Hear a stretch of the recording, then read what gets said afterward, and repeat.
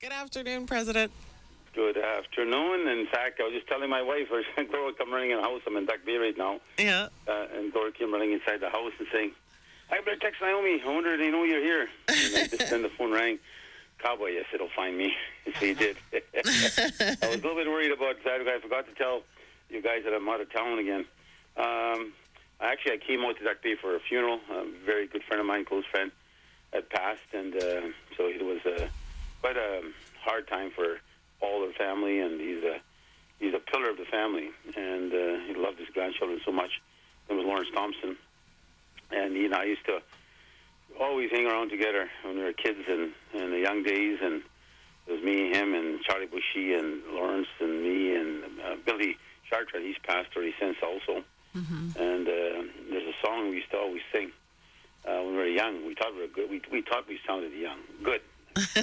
About 13 years old or 14, and we'd hang around with each other and walk around the middle of the night. The community was so safe at that time. You never worried about anybody breaking into your home or stealing from your yard, or never happened. And breaking into homes is, rarely ever heard of. Anyway, so we used to walk around at night, and we used to sing Dr. Hook out of the Rolling Stones. Right. And so I know I'm not a singer, never will be. I'm not a Ray St. Germain, the legend himself. I heard him on the radio this morning. Yeah. But we used to sing that, and so I made some references to our history together as they asked me to do the eulogy. So, and I did my best. I said, a lot of people don't know this. So at the church here in Duck Bay, and all the young people there, his grandkids, none of them. So I said, I'm going to do something. First of all, I'll apologize ahead of time.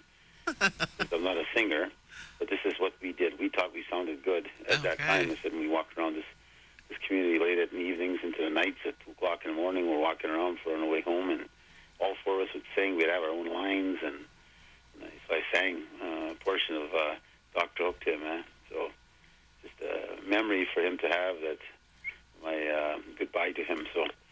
And I'm sure I butchered the song, but at least that's the song we all sang together, four of us, when we walked. Oh, I thought you were going to give it to us today. No. That was just for Lawrence.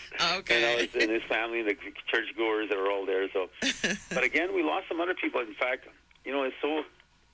That's what I talked about sometimes on the show. You don't know. Firstly, certain things that people should know, and I know they do after the fact, is you don't know how much somebody is going to be missed until they are gone. Yeah. You don't understand. It would be easier replaced, or we could just do this now instead. That big hole. There's such a gaping hole when somebody passes. Yeah. And like Lawrence was a guy that never said no, never, and shy guy, and always a smile on his face. He was a carpenter, fisherman, and always worked. Oh, the guy always worked. Good bloodline there. That family was a hardworking family, and so when you look at it. I know it's going to be missed. So one of our other citizens, Rhonda Chartrand, but she's got married now to Thompson. She came to the funeral and to say goodbye to him, and she left and she dies. She passed on. Oh. So our condolences go to the families, both the Thompson family and of course to Rhonda Chartrand and Thompson, as she's married into the Thompson family. Yeah. And to Lawrence Thompson, but. There was such a, thing with she comes to a wake and a funeral, and then she leaves, and then she passes the day later, 2 days later. So you always got to cherish the moments you have with family and try to be with them as much as you can.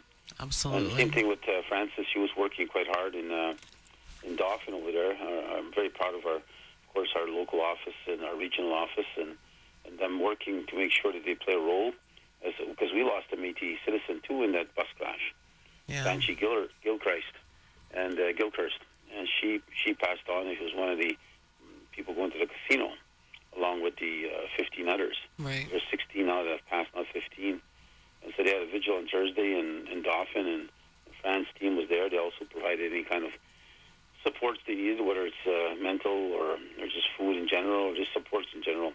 The community got together very strongly and did a vigil on Thursday. So. Again, thank you, Francis, for representing us, and to all the families. Our prayers go to all of them. And Gilchrist, of course, a Métis citizen, to all of her family, right from the president's office to right across our beautiful Red River. Yeah. I want to send our condolences to all those